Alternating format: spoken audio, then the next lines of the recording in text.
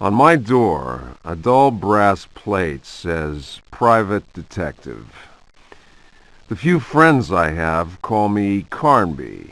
The others call me the Reptile. I don't care to think what my banker calls me. These days, I leave my letters unopened. Bills and threats to send in the receivers just ruin my day. When an antique dealer called Gloria Allen contacted me, I slipped into my best shirt, holstered my .38, and got to her shop as fast as I could. I was expecting something sordid. Blackmail, probably. Boy, was I wrong. What I was asked to do was visit a property called Derceto and find a piano in the loft. It was an old piano with secret drawers, the kind people who buy stuff in antique stores go crazy over. The Derceto house is supposed to be piled high with classy junk, furniture, books, paintings. It looked like whoever owned Derceto was about to get cleaned out. I was going to bring up the subject of money when Gloria Allen handed me $150 and a key. I kept myself from grinning at the thought of my banker's surprise. He doesn't like his victims getting away. I looked over a copy of the police report. The former owner of Derceto, a guy called J. Hartwood, had hanged himself in the loft.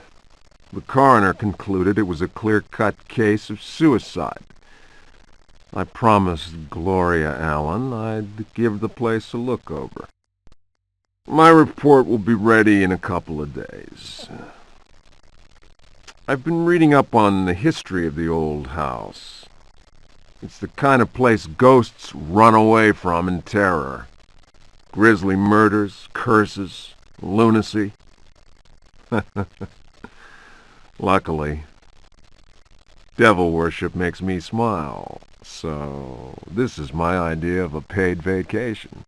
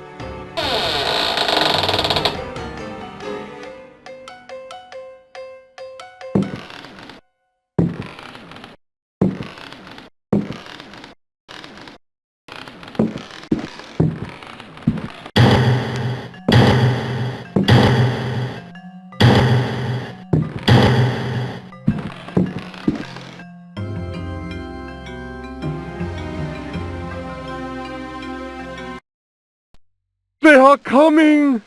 I have freed hellish forces, and now the price must be paid. Derceto is the prey of evil. The sun has set. They will find my body, but will not have my soul. I can imagine the master's fury and the terror in the hearts of his slaves. I hear their footsteps. Some may understand what I have done. May God forgive me. Farewell, Jeremy Hartwood.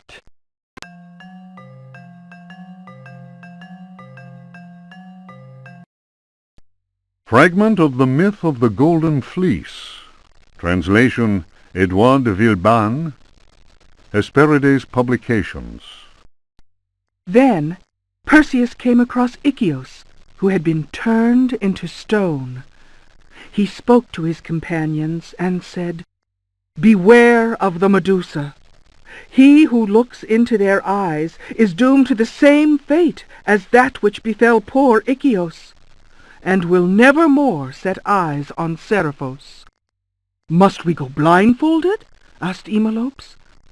"Take up your bronze shields and polish them until they flash in the sun," answered Perseus. "Fill your hearts with courage. May Artemis guide us as though we were an arrow from her quiver." But Eumolpus was not satisfied. "Why do that, Perseus? Is 3 inches of sharpened metal not enough to destroy these accursed creatures?" Then Perseus drew his sword, which shone and glittered in the sun, and with it he dazzled Eumolpus.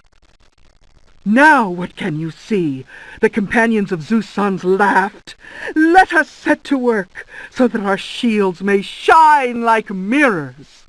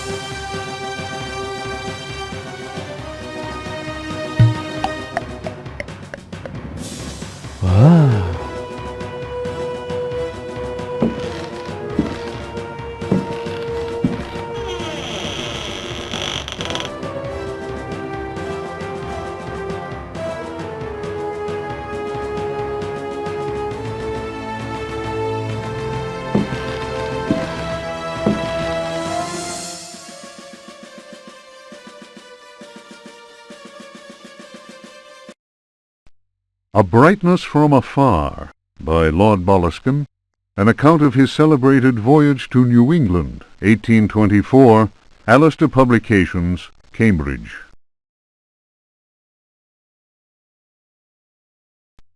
Following a splendid journey, the sunny harbour came into sight. The locals were much impressed with one's arrival in their midst. One had time to sketch several of them and notice signs of degeneracy. Some children showed one their queer hands that would inspire uneasiness.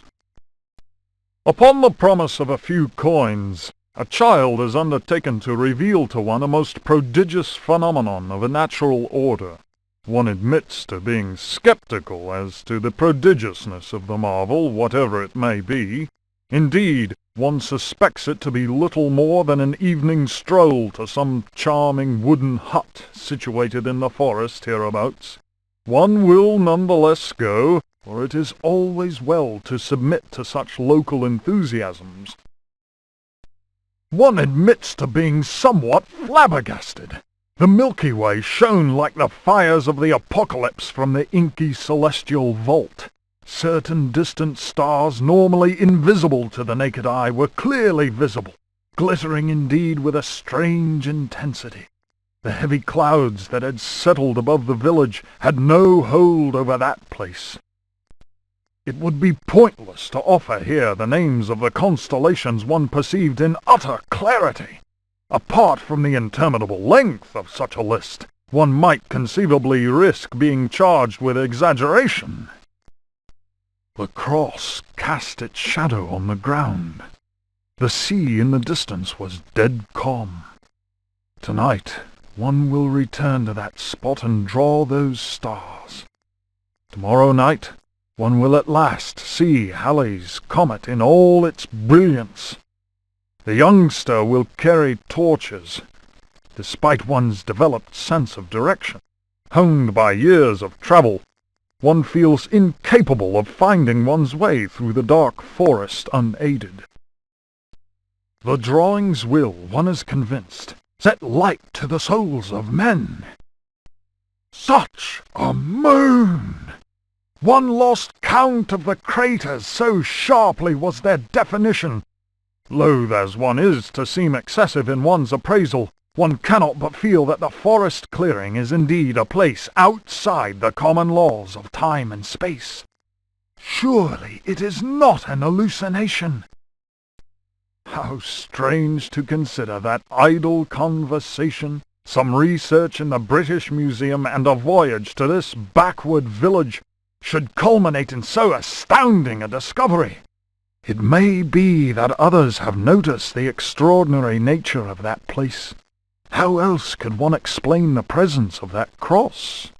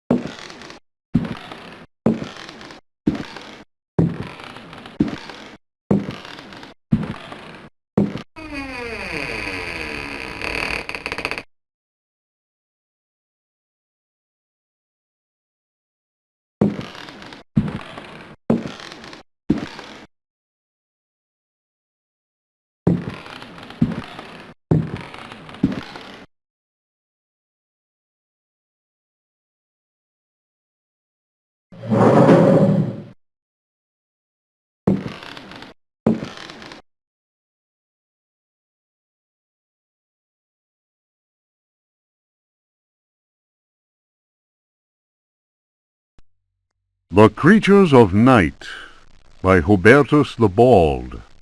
Translated from Latin by his brother in prayer, Fratre Johann Marcus. Of monstrosity. You who read me know that night engenders monsters, and that night creatures exist. The accursed book of Abdul al-Hazred is clear on this matter. That is not dead which can eternal lie. Unhappy he who knows that book. Unhappy he whose eyes alight upon that foulest of texts. Unhappy he who implores the standing stones, for he will free the powers of darkness. Of the pit. Stagnant waters are like the memory of men. Beneath the surface calm, clawed beasts await, and are known to initiates as the deep ones. Awaiting his prey, the deep one seizes him and drags him down to the abyss, where Dagon, the cruel god, swims and reveres him whose name may not be pronounced. Of libraries.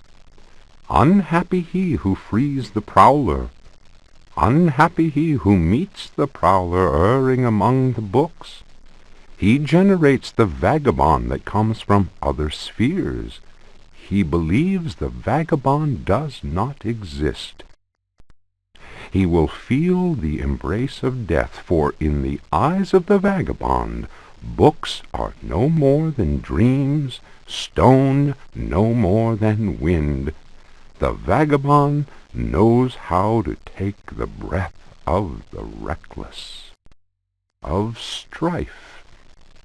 He who speaks does not know, and believes he is able to kill the creatures of the night. Folly. Evil is conjured up by science and secrecy.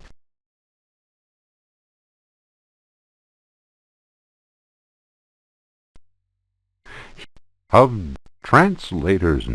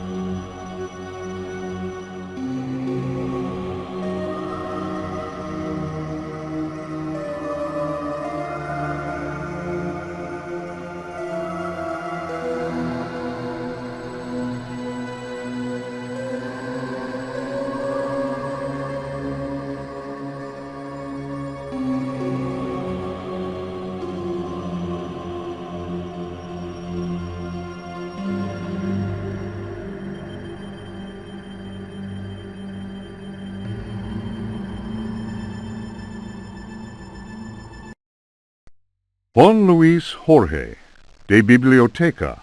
Reflections on the power of the verb in certain texts.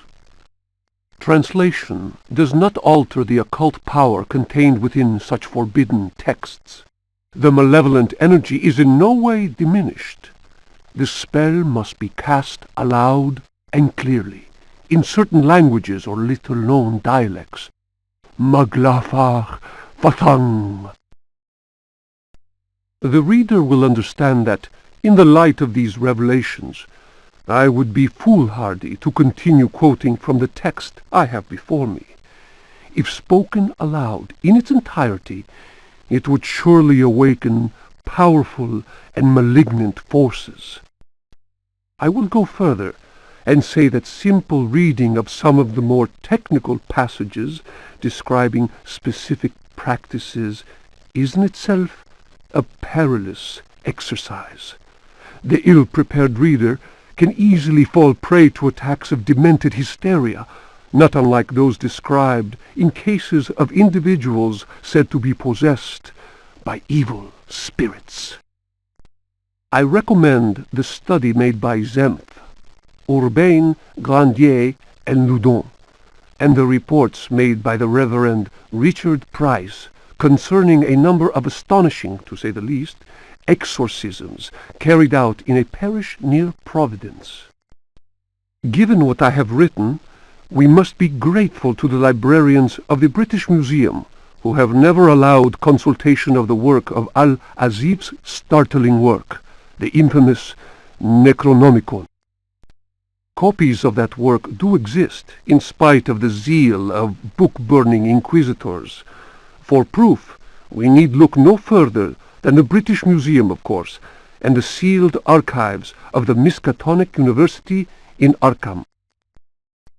Other examples of books whose evil can be unleashed by any thoughtless reader are von Jutz's von Unersprechlichen Kulten and the abominable De Vermis Mysteries by Ludwig Prien, whose sordid death should be a lesson to all those tempted by a study of the occult.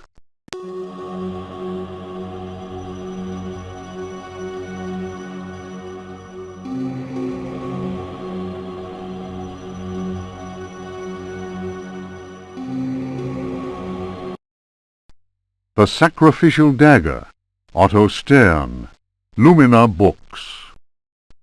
The importance placed on ritual sacrifice is constant in religious cult practice. Propitiating the gods is a theme common to many religions. The Old Testament affords many examples. Primitive polytheistic belief systems integrate sacrifice in their rituals as part of the recurrent process of reaffirmation and, naturally enough, group cohesion. The members of their social and religious community come together in an act of purification and atonement. It would be erroneous to imagine the act of human sacrifice, linking priest, offering, and God, C.F. Manzetti's stone cults, as anything less than a vital focusing of the group's faith. The act also ensures the continuing appeasement of the god, but only if practiced by a recognized officiating priest using the appropriate instrument. Studies made concerning primitive religious groups bear witness to the central role of sacrifice in living ritual. My own work in the field of ethnopsychology brought me into contact with a sorcerer living in the region of Arkham. He introduced me to the rite of steel, linked to a ceremony known as adoring the black goat of the woods with 1,000 youngs. The god being adored is known as the vagabond. Here, the dagger's role, which allows the life breath to pass from one dimension to another, is essential. The vagabond is a frightening figure, being able to move where he wants and to kill those who have displeased the goat god, for whom he acts as a go-between. The goat is clearly a fertility god. The priest, having spoken the invocation, must choose the appropriate dagger for the sacrifice. The knife with a sinusoidal blade that must be dipped 7 times, on night when the moon is full, in water that has been distilled 100 times, will be laid aside, since it would send the vagabond back into his own dimension. Seal it. The priest will rather choose the dagger with a curved blade. That is more appropriate for slitting of the lamb's throat. This act transfigures the sorcerer priest and plunges the assembled worshippers into a divine trance.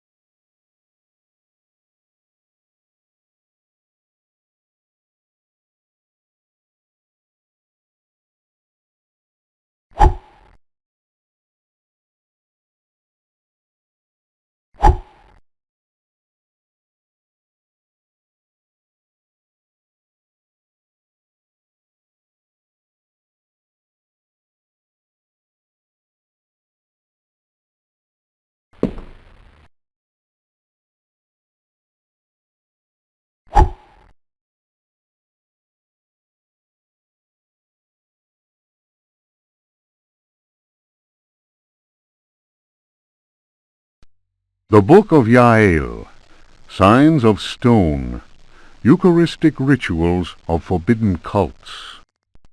Numerous devilish cults speak of monstrous creatures called the Old Ones. These supernatural beings are believed to be possessed of powers equivalent to those of the gods of antique religions. Adepts of such cults refer to forbidden literature in order to cause these frightful entities to appear before them. What serious student of folk myths has not come across the names of Cthulhu and Shub-Niggurath? It must be said that these creatures wield tremendous power and are difficult to control once they have been unleashed into the world. Those who serve He who goes in shadows protect themselves with signs of stone, carved into the walls of houses or engraved on various objects. For those misguided servants of evil, the best protection appears to be that afforded by the sign of the most ancient gods, engraved in Manar stone, a heavy material said to be disagreeable to the touch.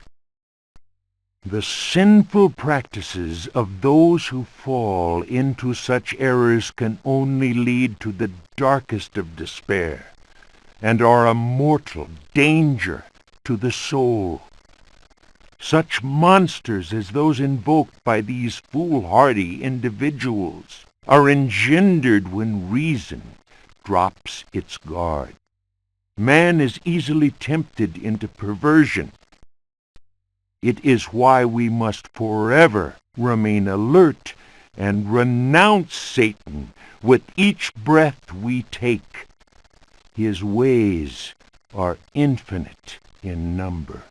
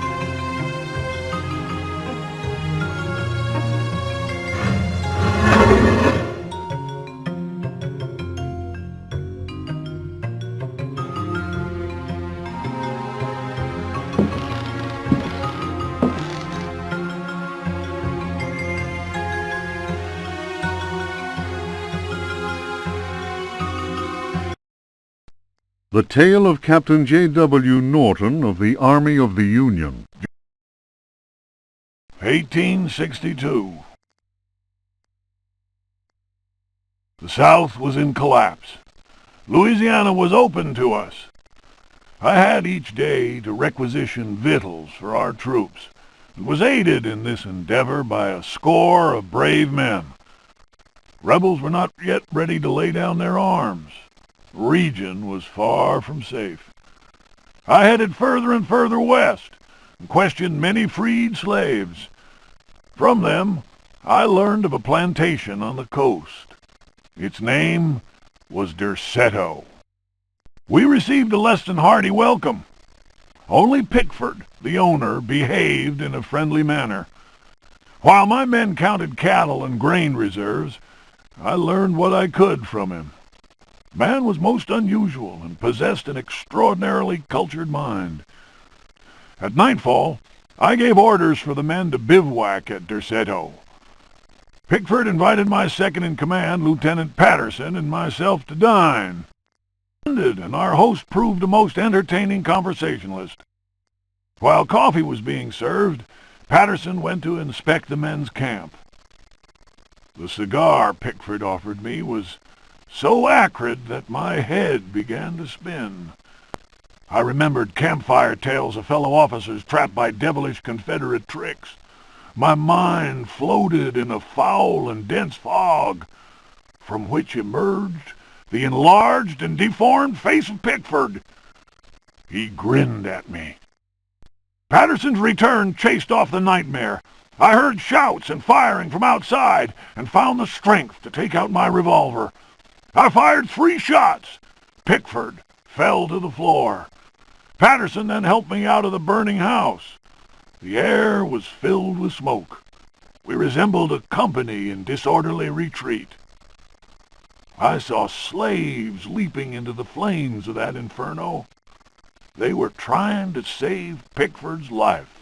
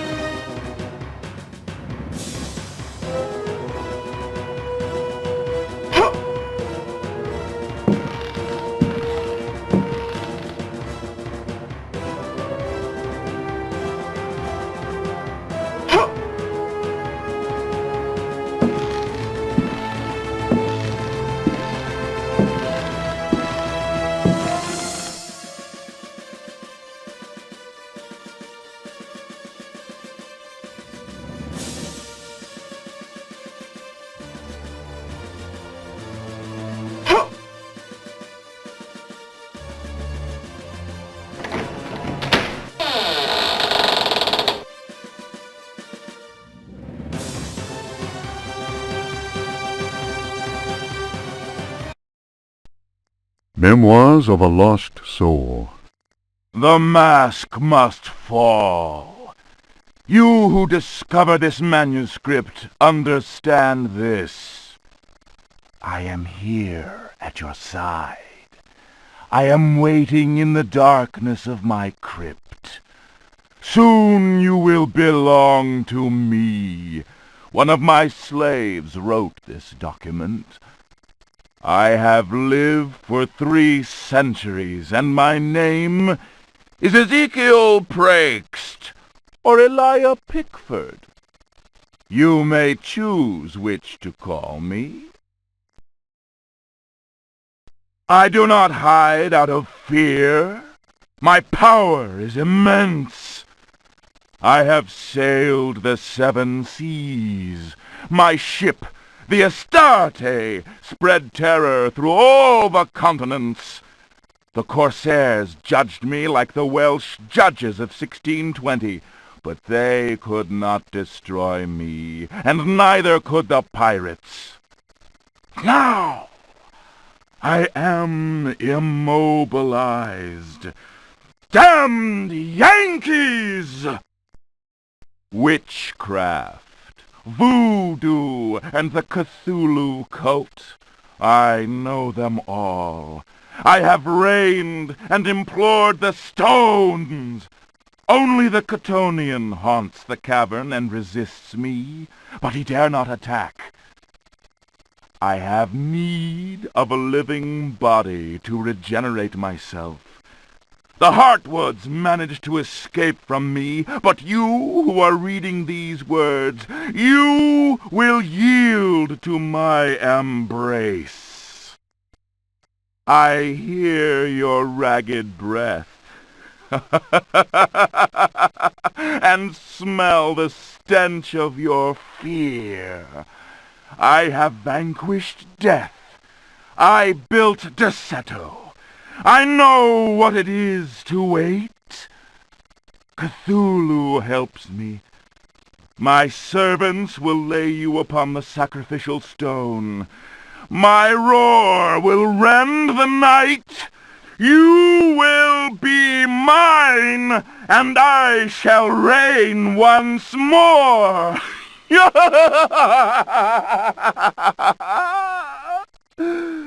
Come to me.